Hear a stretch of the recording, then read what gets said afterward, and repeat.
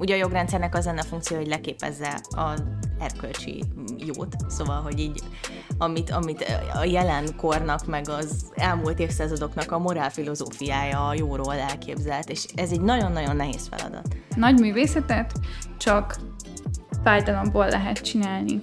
Tényleg olyan kutyabiztosak abban, hogyha velük ez történik, akkor ők aztán soha semmi rosszat nem csinálnának?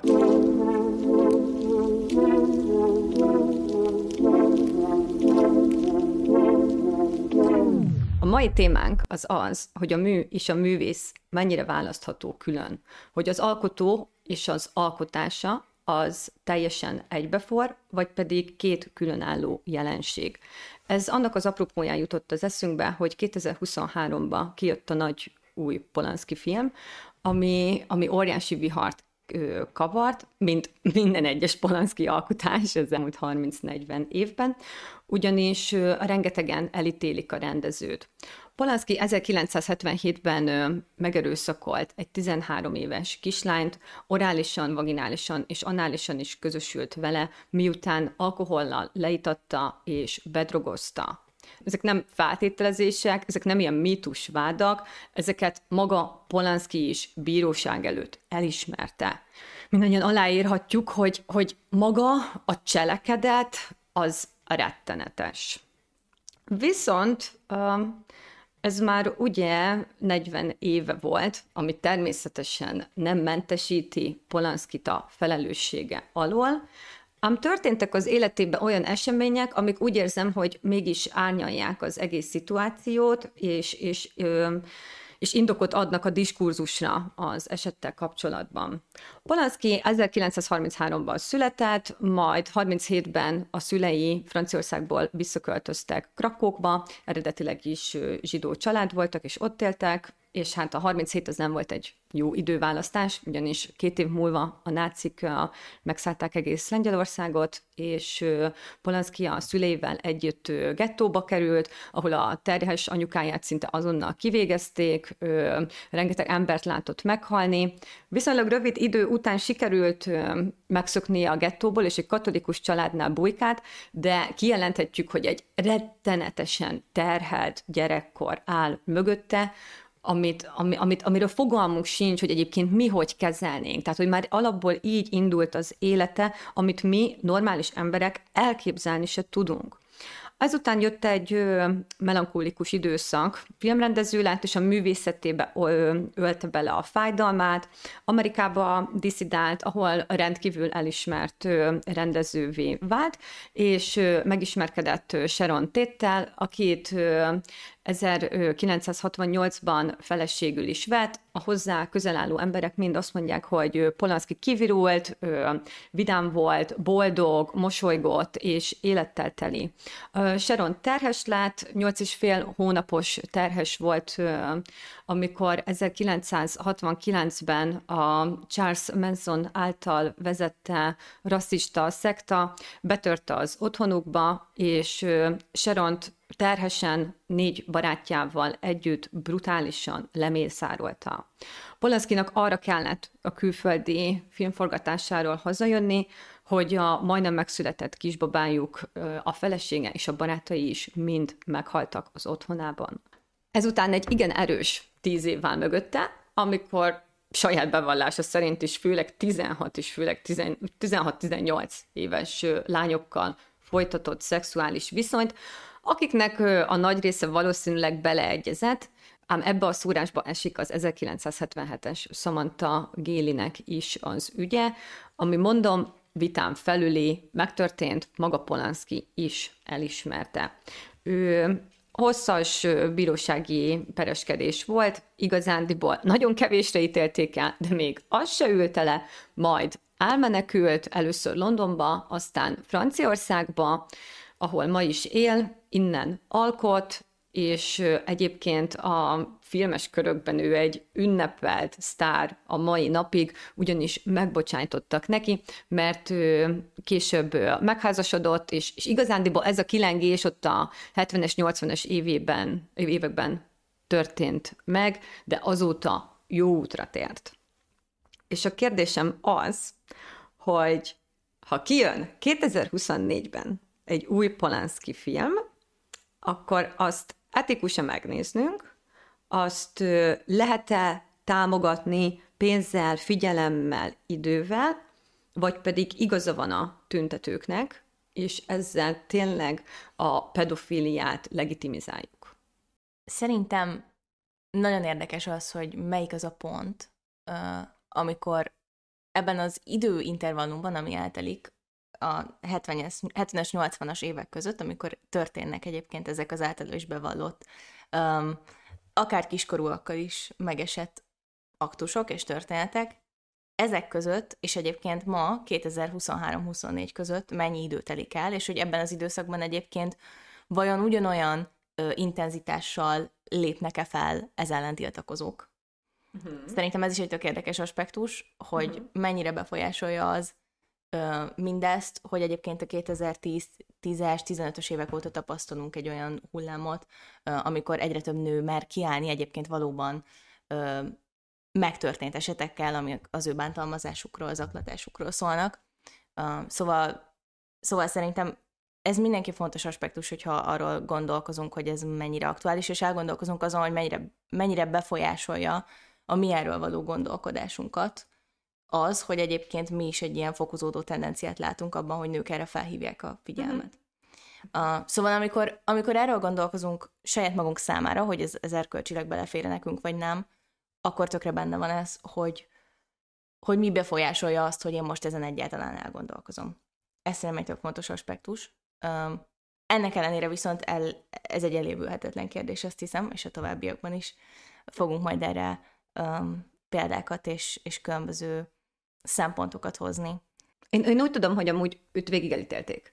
Tehát, hogy ő, ez nem csak ilyen MeToo lovaglás, mivel hogy kiskorú van a dologban, és erőszak, és még ő is elismerte, ez nem csak ilyen új hype, őt azért ott Amerikában egy bizonyos réteg, meg a világ minden részén mindig is elítélte. Hát igen, van a másik oldal, hogy a legtöbb művész, legyen az rendező, nagy színész, bárki, viszont meg mind aláír neki, és kiállnak mellette. Igen, ez igaz.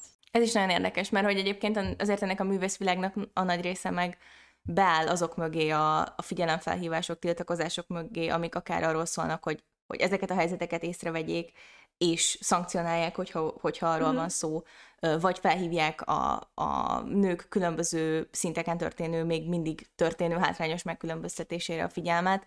Mindezek ellenére vállalják azt, hogy vele egy filmben szerepelnek, a nevüket adják hozzá. Igen, mennyire érdekes, hogy a J.K. Rowling-gal a Harry Potterben már nem vállalnak közösséget, mert úristen, de a Polanskival meg például mégis.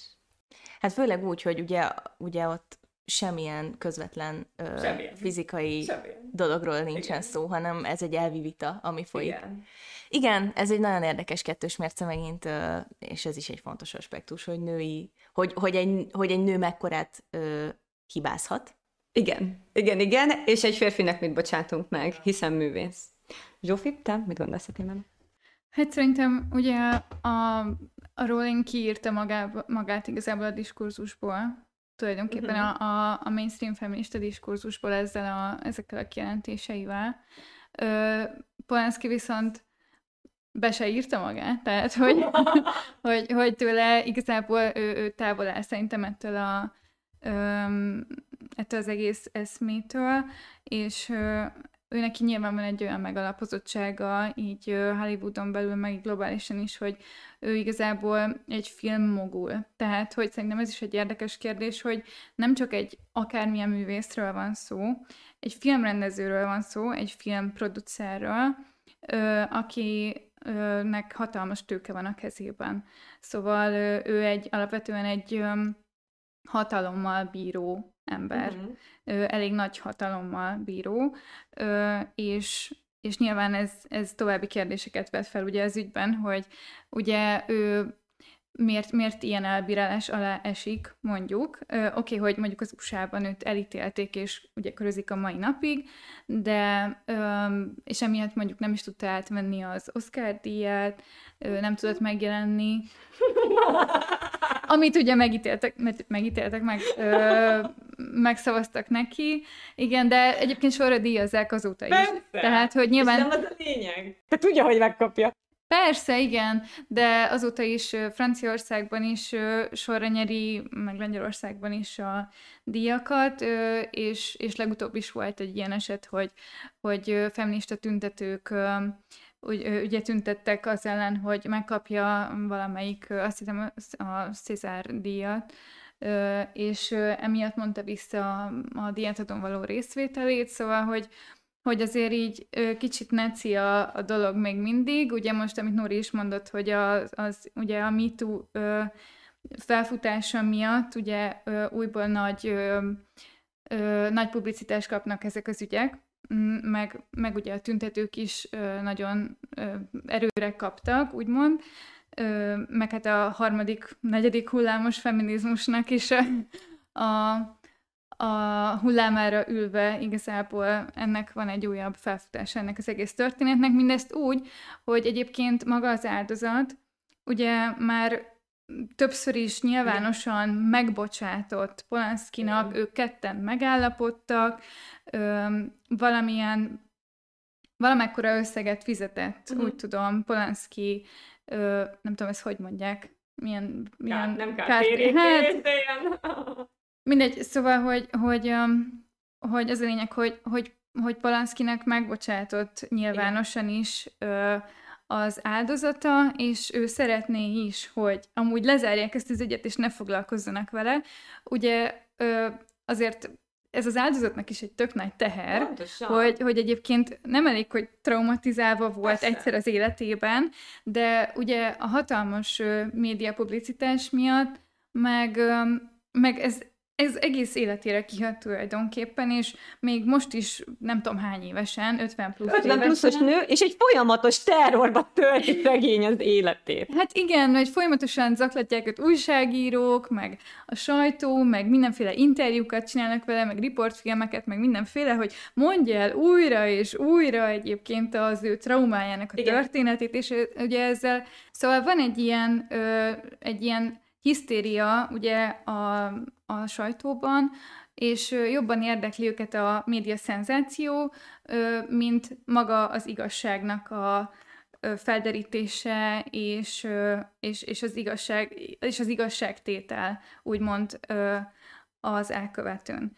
Szóval egyébként bonyolult ez a történet, és mondjuk én távol állok attól, hogy megpróbáljam relativizálni egyébként a bűncselekményt, mert hogy abban ugye egyetértünk, hogy Roman Polanski bűncselekményt követett el, és szó se róla, ez egyszer megtette, bevallotta, ezért büntetést szabtak ki rá, az áldozat is megbocsátott neki, és még mindig itt vagyunk, ugye több mint 50 év távlata, vagy mennyi? Hát több mint 40 év, szóval, és majdnem 50, szóval igen, 77-ben történt, 24 van, 3 év múlva 50 év. Szóval még mindig itt vagyunk, majdnem 50 év távlatából, és még mindig rágjuk ezt a témát.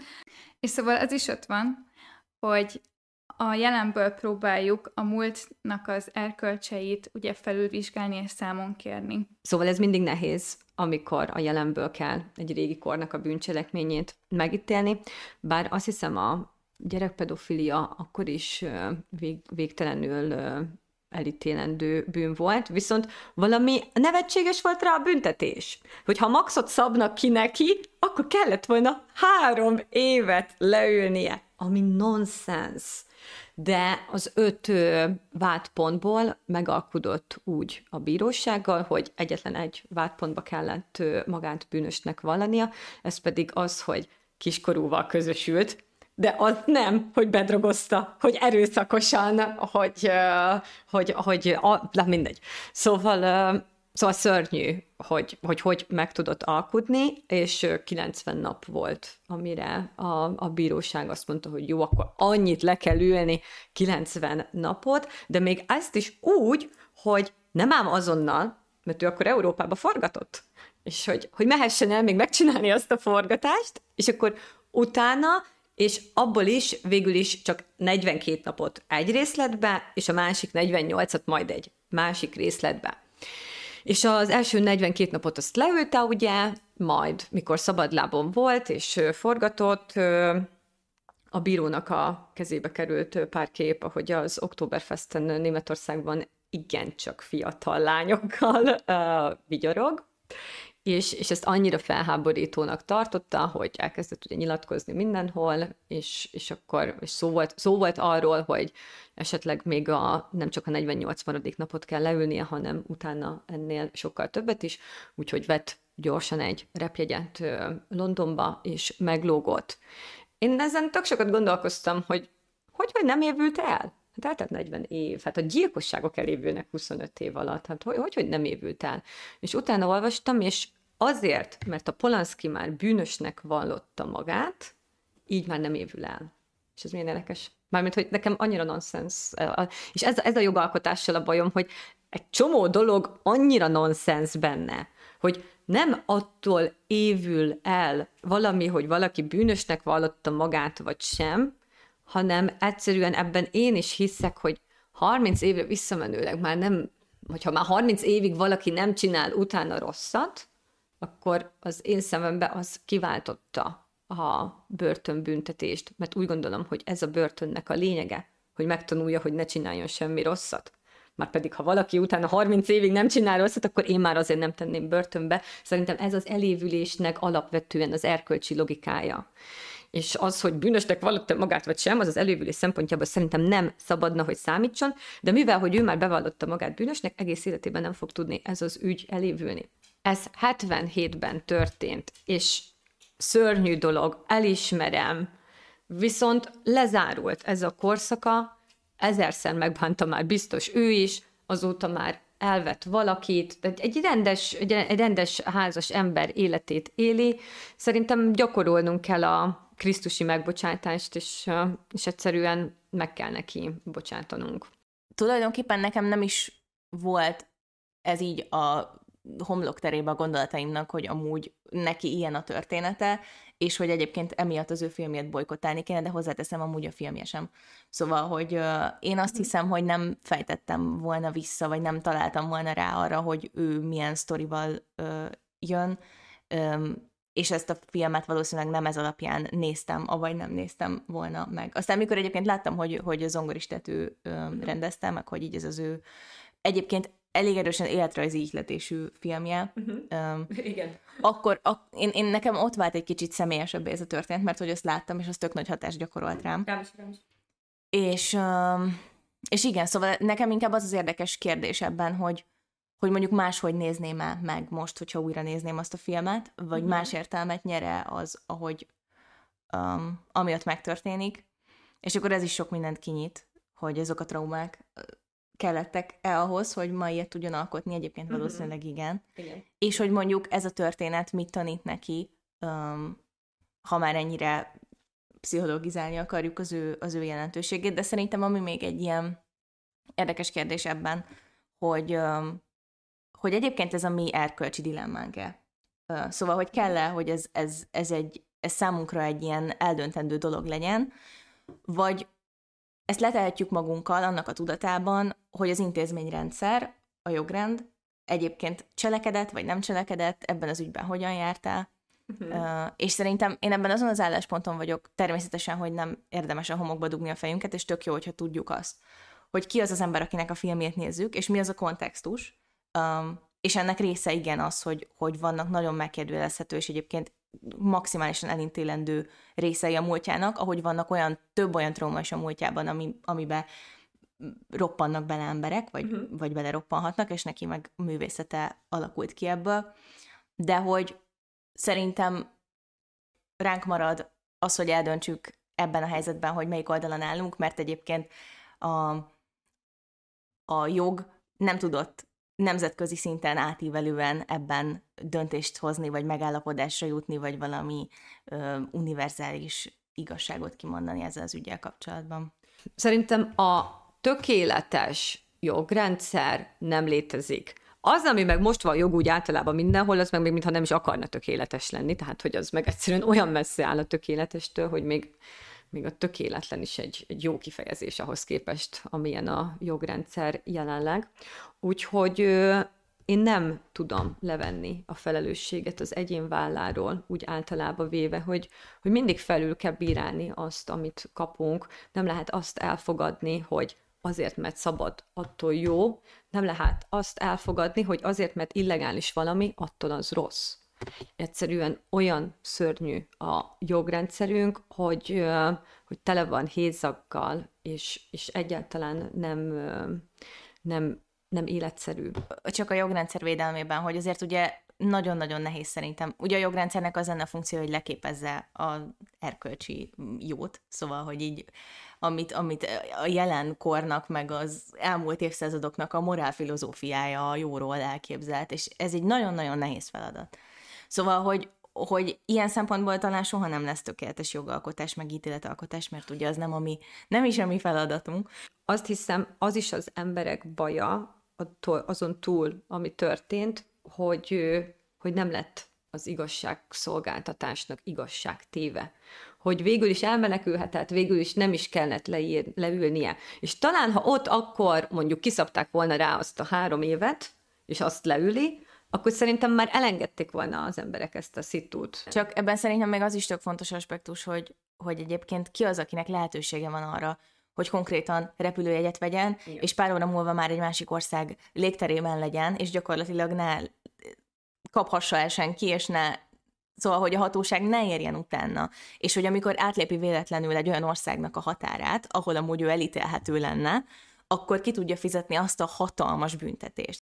Egyébként érdekes kérdés az, hogy ugye amikor arról beszélünk, hogy művész és művészet és műalkotás mennyire kapcsolódik egymáshoz szervesen, ugye esetleg azt állítottad, hogy szerinted nem elválasztható a kettő egymástól, akkor ugye azt is meg kell vizsgálnunk szerintem, hogy milyen műfajról beszélünk, amikor ugye a műalkotásról beszélünk, mert szerintem nem mindegy az, hogy milyen a művész és az alkotása közötti kapcsolat. Hogy ez mennyire közvetlen vagy közvetett. Ugye mondjuk egy képzőművész esetében, aki fest, szobrászkodik, stb., az ugye egészen teljesen közvetlen a viszony tulajdonképpen az alkotó és az alkotás között, de mondjuk, hogyha egy filmrendezőről van szó, akkor ugye az egy össznépi produktum tulajdonképpen, tehát, hogy mennyiben a rendezőnek a produktuma a film, és mennyiben mondjuk a forgatókönyvíróé, vagy a színészé.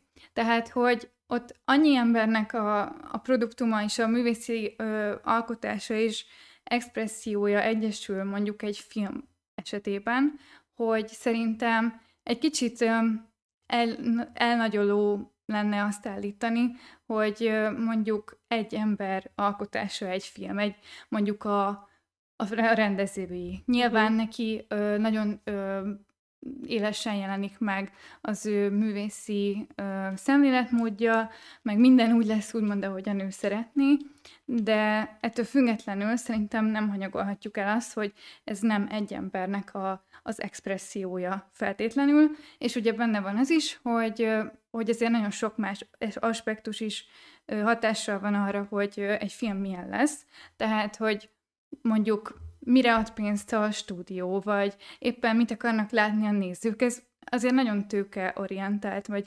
kapitalizmus-orientált, ugye ez az egész filmipar. Úgyhogy szerintem e között is különbséget kell tenni. Igen, ez mondjuk tény is való, hogy az egyszemélyes művészetek azok sokkal jobban egybeolvadnak a művésszel, mint nyilván egy ilyen koprodukció, ahol én úgy gondolom, hogy leginkább az író és a rendező az, aki megjelenik. Szóval, hogyha nem tudom, az operatőr ferdehajlamú az élet bármilyen területén, az nem igazán fogja valószínűleg... Ferde lesz a kép.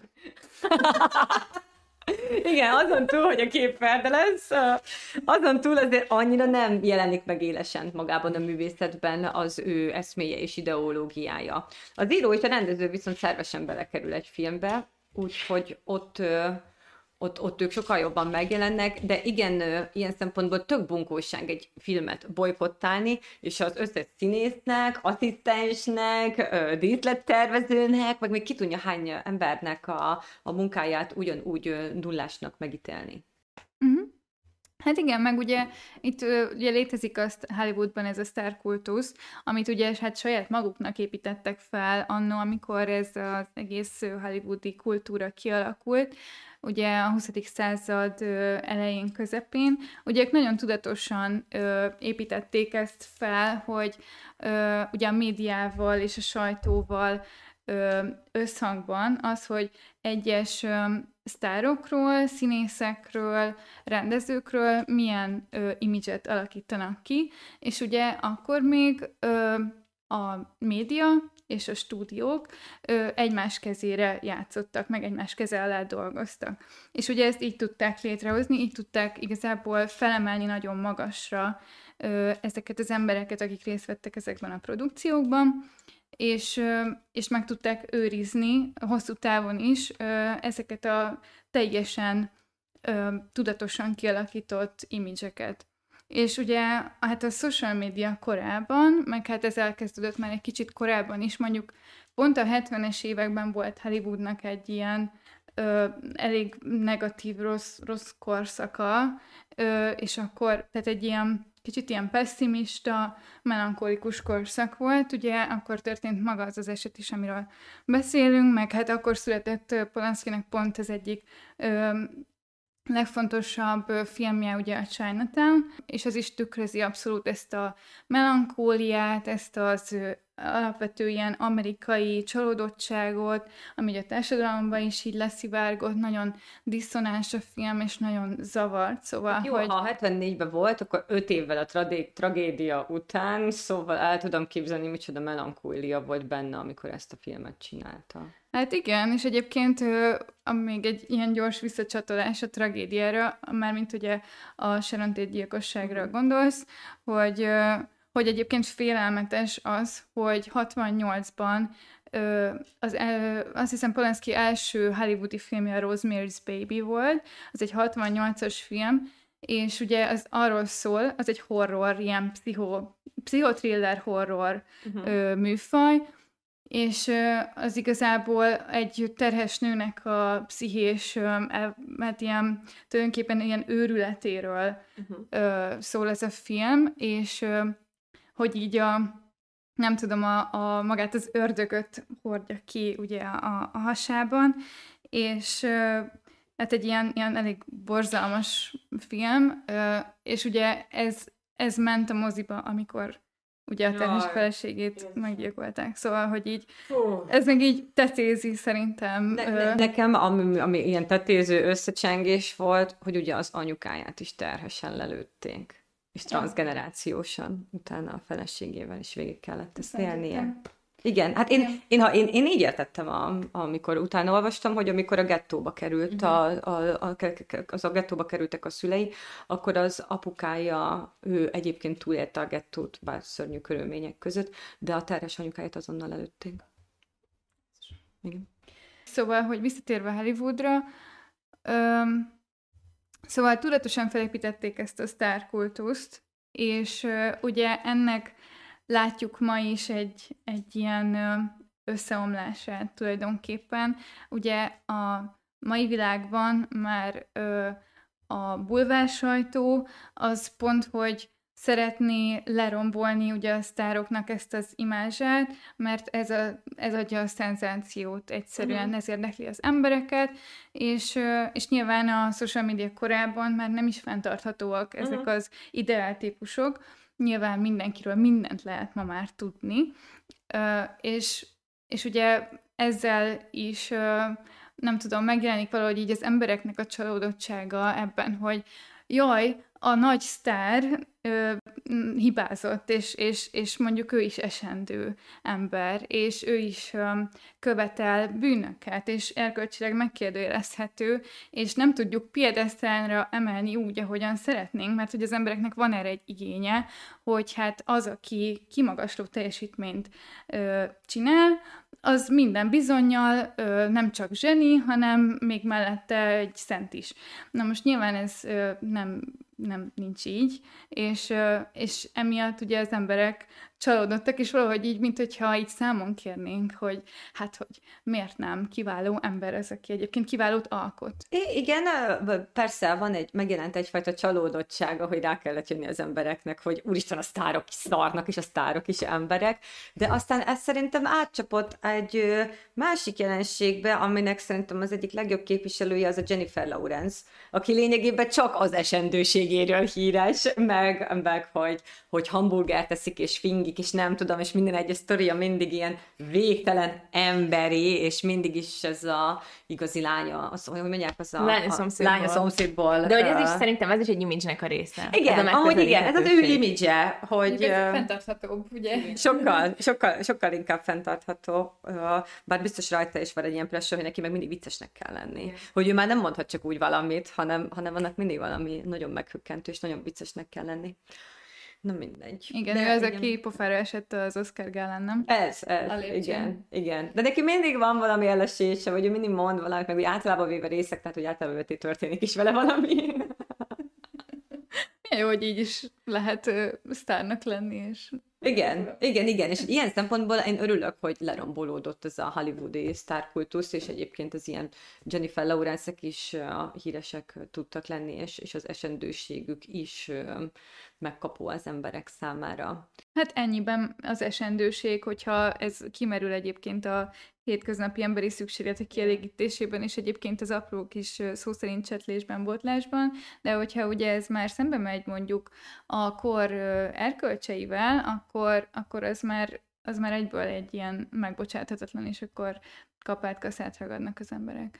Igen, attól függ, hogy mi számít ugye kor erkölcsnek. Tehát néha a melegség trendi, néha a melegség megvetendő, mivel kell megküzdenie szegény híres embereknek, ami amúgy biztos, hogy... De nem, ez tényleg, szerintem a hírességben egyébként... De viccen kívül szerintem a hírességben ez az egyik legnehezebb, hogy úgyis mindig van egy olyan tulajdonságod, egy valami, vagy puzi vagy szereted a BDSM szexet, vagy 3 szeretőt tartasz, mindig van egy olyan, amivel egyébként megfogható vagy az adott korban, és hogy erre kell folyamatosan figyelniük, hogy ez rejtve maradjon. Szegény Szájer Józsi, most mondd meg. Hát igen.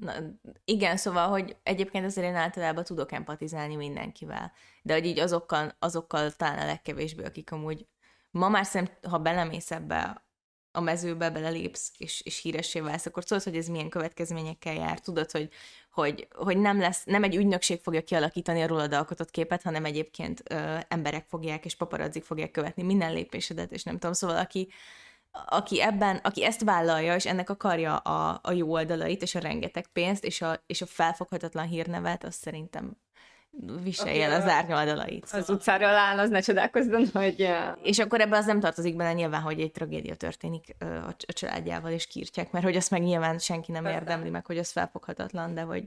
Igen, én azt nem értem egyébként a Polanszkit elítélő emberekben, hogy tényleg olyan kutyabiztosak abban, hogyha velük ez történik, akkor ők aztán soha semmi rosszat nem csinálnának? Tehát, hogy ekkora emberi tragédiákon megy át valaki, és szerintem ezt amúgy tök jól a Joker film dolgozza fel. Egyáltalán semmilyen Marvel, meg ilyen, azt tudom, hogy az Marvel vagy DC, vagy melyik, de mindegy, ez DC, oké, akkor jó, hogy nem Marvelt mondtam.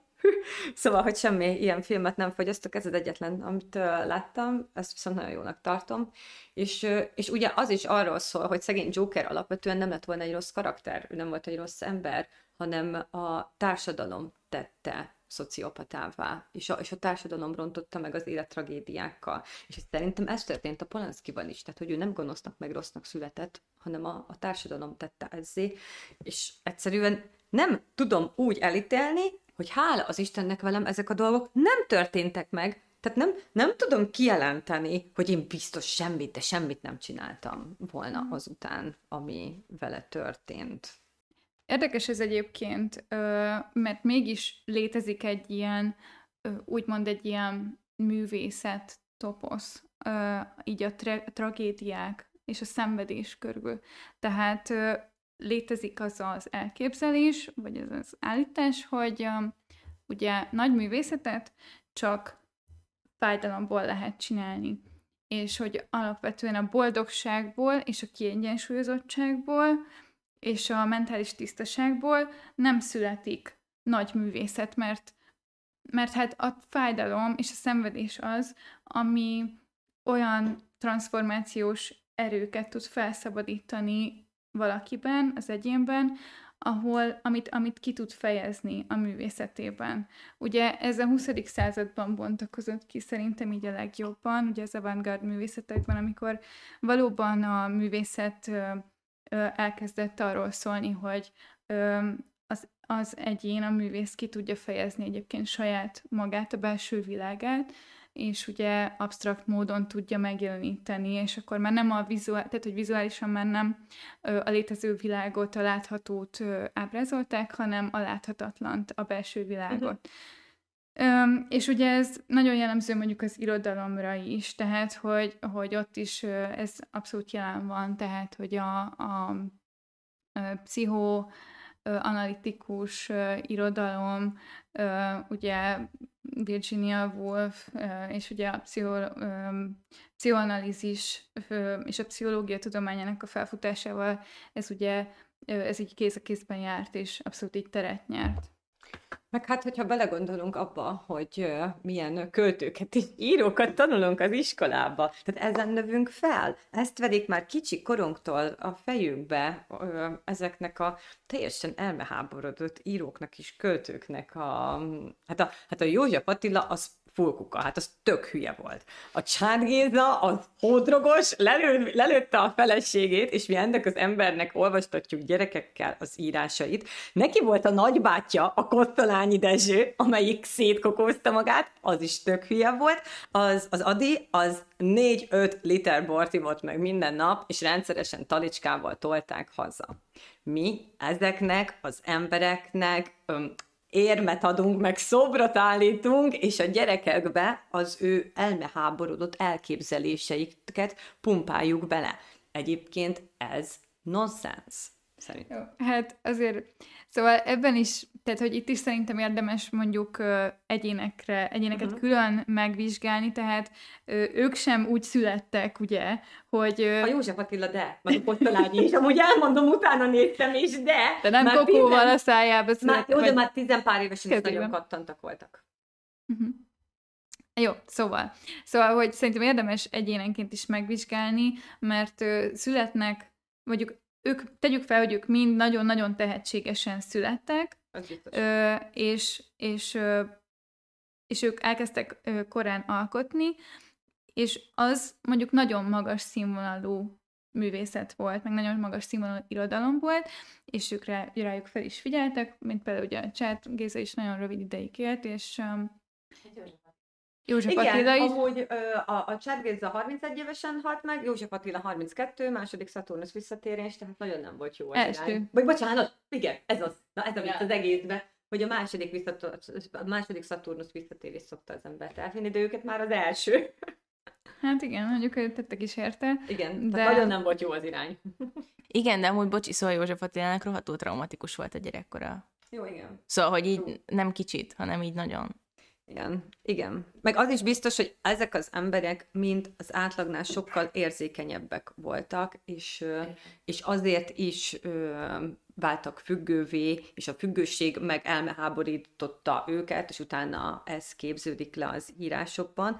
Ezt adom, és így nem is akarom őket ilyen szempontból elítélni, és tudom, hogy milyen szörnyű lehet érzékenyként egy abszolút realista,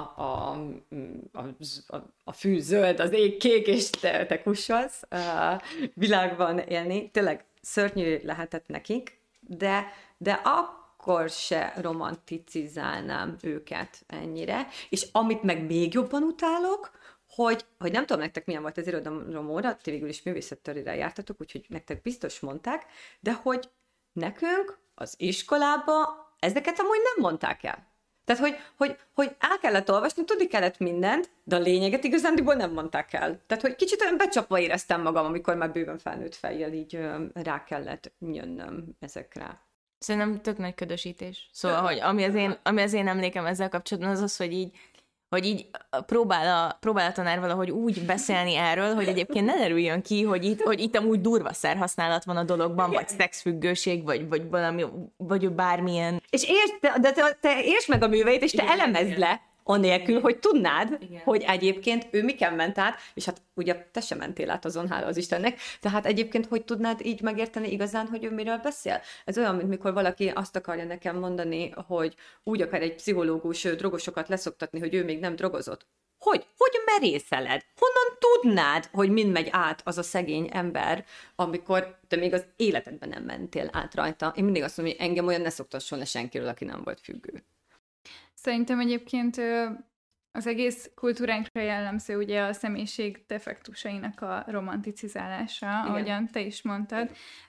Szóval, hogy ez abszolút benne van. És ugye van egy nagyon érdekes írás, egy könyv, nagyon ajánlom mindenkinek, az a címe, hogy a Szaturnusz jegyében, és ezt egy művészettörténész páros írta ezt a könyvet, és arról szól, hogy próbálják felfejteni a művész archetípust, hogy ez hogyan alakult ki, és hogy ilyen különböző dokumentumok alapján próbálják, ugye ilyen források alapján próbálják ezt körüljárni, ezt az egészet, hogy milyenek is voltak ezek a művészek.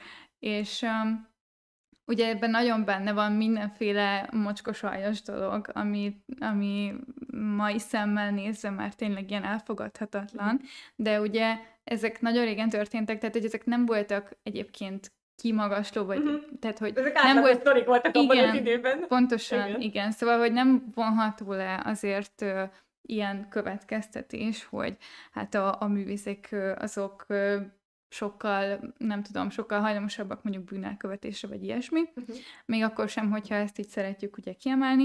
És szerintem az sem vitatható el, hogy azért akár Adiról van szó, vagy Cserkészáról, vagy Kosztolányiról, vagy bárki, aki ugye drogozott, vagy különböző ilyen gyilkos, tehát, hogy drogozott, vagy különböző megkérdőjelezhető és erkölcsileg elvetendő dolgokat csinált nekik, vagy akár Polanszkiról, tehát, hogy nekik nem lehet elvitatni az érdemeiket, amiket ugye a kultúráért tettek, és amit a produktumot, amit létrehoztak, szóval, hogy ugye a magyar irodalomnak szerves része, ugye akár Ady, akár Csárt Géza, és nagyon magas minőségű irodalmat csináltak, és szerintem egyébként ez az egész művész archetípushoz úgy kapcsolódik, hogy hát ugye nagyon érzékeny emberekről van szó, tehát ugye a művészethez érzékenység kell,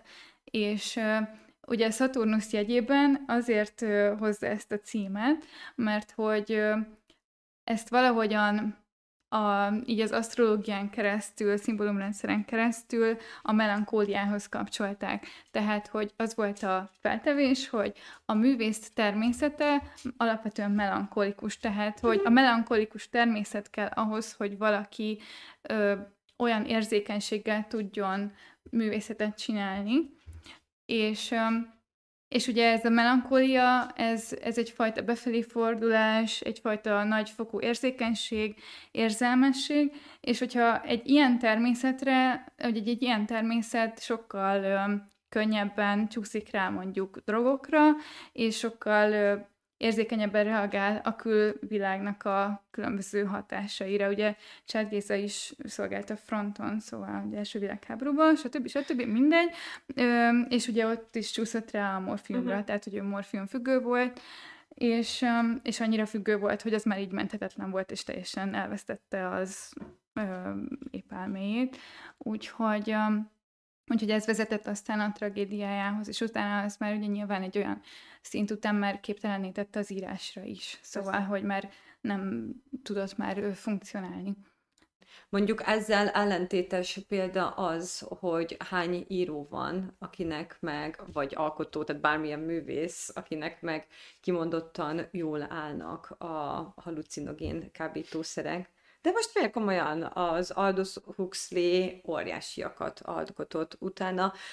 nyilván a South Park, a Simpson család, meg a Family Guy, az egy teljesen másfajta művészet, mint ezek, amikről beszélünk, de korszakalkotó művészeteink, tehát hogy vitathatatlan az érdemük, rengeteg emberre hatnak, és abszolút gondolatokat és érzelmeket váltanak ki az enyémből, és én ebbe mérem a művészetet, hogy késztet-e engem bármi nemű gondolkodásra, vagy vált-e bennem ki bármi nemű érzelmet, és minél magasabbat, tudok mindegy melyik irányba, én annál eredetibb művészetnek tartom az adott alkotást. És ha ezt a mércét használjuk, akkor a Family Guy és a Simpson család ugyanúgy megfelelnek, már pedig mindenki tudja, hogy beelestézve írják az írók. A South Parknak az alkotói, azok még az Oscar-díj átadásra is egyszer így jelentek meg, két csavarról beszélünk, és akkor full női ruhába felöltözve, bepapírozva, és egész végig úgy tudom, hogy ugyanazokat a válaszokat mondták, tehát mindegy volt, hogy mit kérdeztem, volt egy ilyen betanult válaszuk, és ők azt adták elő. Biztos, ami biztos. Ja, nem mentek a véletlenre. Szóval ott például kimondottan jól sül el, én Freudnál nem vagyok biztos a Kokóval, hogy ott például jól sül el, és biztos, hogy van rengeteg olyan eset, ahol nem jól sülnek el a halucinogén kábítószerek, mert itt megint egy mértéktartást kell gyakorolni, és hogyha nem sikerül, akkor ez se a szent grál, de még mindig reálisabbnak tartom, hogy értékes, új, jó gondolatok születnek, mint sem attól, hogyha valaki megiszik napi 4 liter alkoholt, mondjuk, vagy nem tudom, ennél negatívabb kábítószerekkel lövi, vagy bármilyen módon szúrja magát. Szóval a Huxley szerintem egy jó példa, de ami pedig a legmagasabb minőség tudna lenni, az az, hogyha meditációval és spiritualitással érjük el ezt a minőséget. Amire szintén van példánk, egyébként, mondjuk, hogyha Hamvas Bélára gondolunk. Én nem tudom, vagy nem ismert számomra az, hogy ő egyébként nyúlt volna más szerekhez. Nem, én azt gondolom, hogy talán nem is volt hozzáférhető neki. De hogy tőle abszolút maradtak fent első kézből ilyen írások, amik arról szólnak, hogy böjtöl, és ilyen csöndterápiát, vagy tehát, hogy ilyen csendességet fogad adott esetben erre az időszakra. És nyilván ezek, szóval, hogy az ő nagyon kiterjedt ismereteiből fakad az, hogy ezt így tök szabadon tudja alkalmazni magára, és ez nem egy ilyen húsvéti böjt, vagy valami ilyen előre meghatározott keretrendszer szerint működik, hanem nagyon-nagyon a saját belső hívásai alapján, és hogy ő úgy próbál az élete nehézségeire és a megoldatlan helyzetekre reagálni, hogy mondjuk böjtöl, és csöndben van, és magába fordul, és meditál, és nem tudom. De hát azért ehhez kell az ismeret, vagy az, hogy hozzáfért ezekhez a szövegekhez, forrásokhoz, amikben mondjuk akár keleti. Igen, de ma már mindenki hozzáfér. Való igaz, hogy Hamvas szerencsés volt a saját korában, hogy ezekhez hozzáfért. Én úgy tudom, a Szepes Máriával is jó barátságot ápoltak, illetve rengeteg ilyen keleti tanítást olvasott. Hát a Hamvas Béla az meg volt kinda világosodva. Tehát, hogy azért neki olyan könyvei vannak, amik korszakalkotók, és na, ez a másik nonsenszem, hogy mennyi hülyeséget tanítanak a suliba, de például Hamvas nincs benne. Hogy nem fér bele a művészeti kánonba. De például mondjuk... Abszolút belefér a művészeti kánonba, csak ugye közoktatásnak nem... De miért? Miért? Hiszen miért túl jó? Nem tudom, nem én írom a nemzeti alaptantervet, de... Vagy nem csak most se, tehát oké, hogy most szörnyű a nemzeti alaptanterv, és csak egy egyre rosszabb irányt veszünk fel, tehát hogy persze az is nonsens, de hogy 20 évese volt benne, sose volt benne. Miért nem volt benne? Tehát, hogy ilyen alkotóink vannak, és 30 évesen kell felfedeznünk, hát meg valaki meg soha. Jó, én relatív szerencsés voltam, hogy viszonylag korán, de nagyon sokan meg inkább soha. És mennyi hülyeséget tanítanak, és ezt pedig nem. Abszolút. Még csak annyit akartam hozzáfűzni, hogy viszont az is érdekes, hogy mennyire határozzák meg mondjuk a korszakokat azok az adott szerek, amik akkor elérhetővé válnak. Mert hogy azért ennek van egy ciklikussága, szóval, hogy a különböző ilyen, nem tudom, például a morfiumnak, meg az ilyen nyugtatóbb, vagy szedatívabb, vagy ópiát származékoknak, nem tudom, mi a legjobb gyűjtőnév erre, az nyilván az első-második világháború környéken mondjuk tökre nem véletlenül, de mondjuk akkor a második világháborúban már megjelenik a pörgetőszer, mondjuk mesterségesen, amit például a SS tiszteknek adnak. Mondjuk speed. Igen, erre utaltam, de mondjuk közben meg ott van, igen, az, hogy egy egész írógenerációt határoz meg mondjuk a kokain, és annak a használata, és hogy azért ezt nagyon nehéz leválasztani, szerintem, arról, hogy aztán az ő világlátásuk hogyan alakul. Meg az intenzitás, amivel mondjuk ők írni és működni tudnak ezeknek a szereknek a hatására. És akkor ebben egy tök érdekes fordulat, amikor meg mondjuk megjelennek a halucinogének, amik már megint csak egész más hatást fejtenek ki a művészetre, ugye megjelennek, tehát Huxleynál is abszolút az utópikus, meg disztópikus gondolkodás, ez ekkor nyílik ki. Ajajajajaj, képzeld, de nem. A Szép új világot jóval előtte írta, és én például ezt nem tudtam, de Aleister Crowley, aki egy nagyon ismert fekete mágus, egy óriási tehetséges zseni, a tarotba olyat alkotott, ami maradandó, viszont vannak megkérdőjelezhető dolgai. Na mindegy, szóval Aleister Crowley mutatta meg Huxleynak a peirotot, azt hiszem jól mondom, mindegy, egy ilyen halucinogén kaktusz. És ezután írta az Érzékelés kapujában, és ezután írta a Szigetet, ami pedig egy ellenpélda a Szép új világra, hogy milyennek kéne lenni ugye a világnak. Tehát egy kimondottan pozitív irányba vitték el, de a Szép új világot azt még józanul írta. Igen, egyébként sokszor ugye a saját korunkból és a saját eszmerendszerünkből értelmezzük ugye visszafelé a történelmet, nem túl objektíven. Mármint így laikusként természetesen ez a történészekre nem vonatkozik.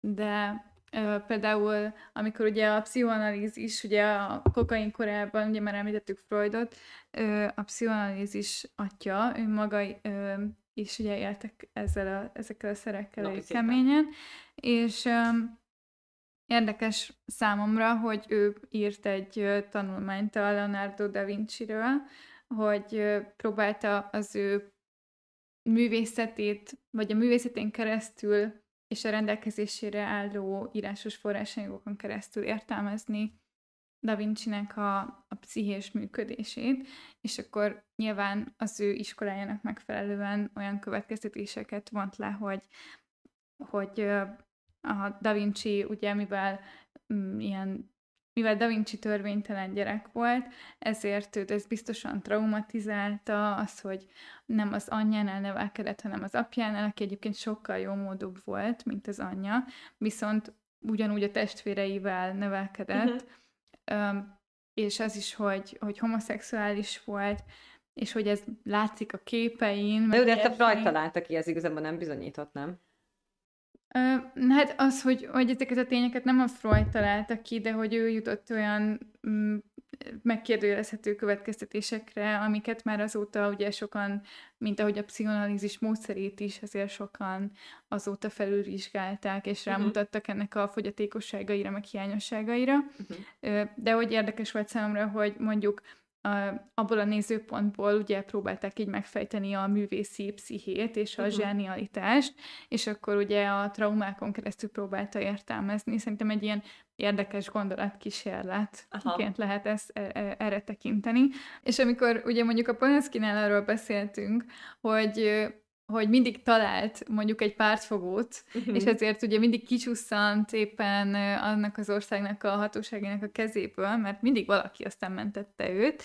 Ott van például Caravaggio-nak az esete, aki ugye hasonlóan Polanszkihoz mindig kicsusszant a hatóságoknak a kezéből, mert mindig talált valami pártfogóra. Ugye Caravaggio egy nagyon elhíresült volt a rengeteg bűntényéről, amit elkövetett az ő korában, és mindenfélét csinált, erőszakot követett el, utcai verekedésbe vett részt, kocsmában verekedett, lopott, csalt.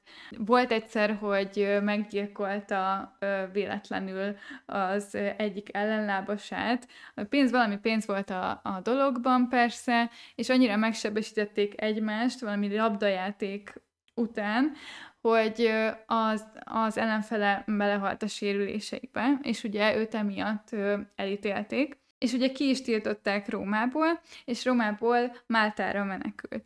És a máltai lovagrendnek a nagymestere annyira szerette őt, az ő művészetét, hogy rögtön ki is tüntette, ugye a lovagi címmel, és akkor hát Caravaggio megint valami rossz fát tett a tűzre, és kb. 3 hónap után lecsukták, és utána megszökött a börtönből, és aztán elkapták, és ezért ilyen rituálisan nagy közönség előtt megfosztotta ugyanez a nagymester ugye a lovagi címét előtt, szóval, hogy tele volt ilyen botránya, és hát valahogy mindig próbálták őt ugye menteni, meg támogatni, de egyébként rengeteg ilyen történet van, mondjuk a művészet történetében, hogy különböző művészek mindig találtak valamilyen pártfogóra, akik ugye hát az ilyen elítélt státuszukban így mentették a bőrüket. Viszont térjünk vissza az eredeti kiinduló sztorinkhoz, hozzunk azt hiszem egy értékítéletet a témában. Én szerintem már rengetegszer elmondtam, hogy én ennyi év távlatában nem tudom a Polanskit elítélni, és meg fogom nézni a filmet, amit hozzáteszek, se Angliában, se Franciaországban, se Amerikában nem forgalmaznak. Sunyiba kell megnézned, vagy talán a Netflixen majd, de hogy nem tudod így moziba megtekinteni, mint nálunk. Úgyhogy én így gondolom. Te, Zsófi, hogy gondolod? Nem tudom, hogy meg fogom nézni a Polanskinek a filmjét, nem tudom, hogy érdekel-e annyira engem most az ő filmje. Egyébként, ha nem nézem meg, akkor nem emiatt nem fogom megnézni, és hogyha megnézem, akkor nem emiatt fogom megnézni, szóval, hogy alapvetően nekem ez így annyira nem játszik szerepet az én egyéni értékítéletemben. Azt gondolom, hogy külön tudom választani az esztétikai szemléletmódot az én erkölcsi értékrendszeremtől, vagy ha szükséges, akkor össze tudom fésülni a kettőt a személyes értékalkotásomban, hogyha mondjuk egy filmet nézek, de azt gondolom, hogy mondjuk a Polanskinek a korábbi filmjei, akár a Rosemary's Baby-ről van szó, vagy a Chinatownról, sokkal jobban leírják ezt az egész pszichózist igazából, amiről beszélünk, és nem feltétlenül a mostani filmjéből fogjuk jobban megérteni az ő személyiségét. Szóval az biztos, hogy ezeket a filmeket én láttam, megnéztem, nem gondolom, hogy ezzel rosszat cselekedtem, ezek a filmtörténetnek a kánonjába tartoznak, és azóta rengeteget hivatkoznak rájuk, későbbi alkotókat is ihlettek meg, szóval szerintem, hogyha szeretnénk teljes képet kapni mondjuk igazából az egyetemes filmtörténetről, akkor szerintem Polanskinek az életműve nem félretehető. Úgyhogy ha ez valakit érdekel, és valakinek ez szempont. Hogyha nem, és őt mondjuk zavarja ez a saját erkölcsi ítéletét, hogy egy ilyen művésztől nézzen alkotásokat, akkor szíve joga, hogy ne menjen moziba, vagy csak enkoron töltse le, és még véletlenül egy centet se támogassa ugye a művészt, úgymond, de akkor ugye felmerül az is, hogy jó, hát akkor rendben, akkor ne nézzem Picasso-t sem, mert ő meg nőgyűlölő volt, és stb. Szóval, hogy azért hogyha csak ilyen erkölcsi szempontok szerint ítéljük meg a művészeket, akkor lehet, hogy egyébként egy üres falat fogunk nézni. Nekem nincs erre ennyire esztétizáló és minden körüljáró válaszom, de tetszik Zsófi, szóval egyrészt amennyire nagy szerepet játszanak, illetve kicsit jelenleg a filmek az életemben, tökre szívesen alkalmaznám Zsófi válaszát így magamra húzva erre. Szóval, hogy azt hiszem, hogy ebben, hogyha megnézem, nem ez a kérdés fog dönteni, viszont nagyon tök jó alkalom volt elgondolkodni azon, hogy egyébként mennyire ismerjük azt a kontextust, amiben azok a művészek működnek, és azt a korszakot, és egyáltalán valóban azt, hogy amikor ők alkotnak, mondjuk egy festőként, akkor az egy felém irányuló, egyenes vonalú befogadás, szóval, hogy azt tényleg azt fogadom be, amit ő készít, vagy egyébként egy hatalmas produkcióról van szó, ahol sok esetben már egy csomó más szempont nagyobb szerepet játszik, és több száz, több ezer ember dolgozik rajta. Szóval, hogy inkább nekem ezek azok a szempontok, amik érdekesek, és mondjuk mérlegelés tárgyát képezik, amikor arról gondolkozom, hogy milyen művészet az, amire fordítok összeget, vagy amit befogadni kívánok. Nem gondolom, hogy egyébként a bolygottálás bármire megoldás lenne egyébként. Szerintem sokkal jobb lenne, hogyha többet tudnánk reagálni és reflektálni mondjuk egyes alkotásokra. Szóval szerintem egy sokkal jobb irány tudna az lenni, hogyha igenis tennénk abba energiát, hogy akkor megfelelő kontextusba helyezzük ugye az adott művészt és az alkotást is, és hogyha nézzünk valamit, legyen szó filmről, vagy képzőművészeti alkotásról, vagy színházban megyünk, vagy olvasunk bármit, akkor hozzátehet az igenis a befogadási élményhez, hogyha el tudjuk helyezni valamilyen akár történeti, akár életrajzi kontextusban az adott alkotást, és jobban megérthetjük, egy teljesebb, holisztikusabb képet tudunk kapni. Ugye ma már nem is nagyon elemzünk úgy semmilyen művet, meg nem tudunk úgy megközelíteni semmilyen olyan műalkotást, hogy ne vennénk ugye számításba az adott társadalmi, történeti, akár pszichológiai tényezőket és életrajzi tényezőket. Szóval ez abszolút egyébként bevett eszköztára akár ugye a műértelmezésnek, műkritikának is. Na jó, akkor szerintem ennyi fért bele a mai adásba. Várjuk majd a filmkritikát. Jó, akkor a következő adásnak az elején majd röviden összefoglalom nektek. De nagyon szépen köszönjük a nézőinknek, akik itt voltak, és egy hónap múlva újra jövünk. Ja, igen, és nagyon érdekel, hogy ti hogy álltok ez a kérdés. Ja, persze! Ez most nem ilyen kommentcsináló, engem tényleg rettenetesen érdekel, hogy mások is így gondolják-e, mint mi. Úgyhogy akkor is írjátok meg, ha ti is megnéznétek, és akkor is írjátok meg, hogyha nem, ezt így nem lehet, és bolykottálni kell, és hajrá cancel culture. Hát, vagy bármilyen gondolat ezzel kapcsolatban. Egyébként tök érdekes lehet, szóval, hogy... Igen, tényleg érdekel minket a véleményetek. Írjátok meg kommentben, hogy hogyan gondolkoztak ebben a kérdésben. Igen, köszönjük szépen! Barbis integetés. Sziasztok! Hello! Sziasztok!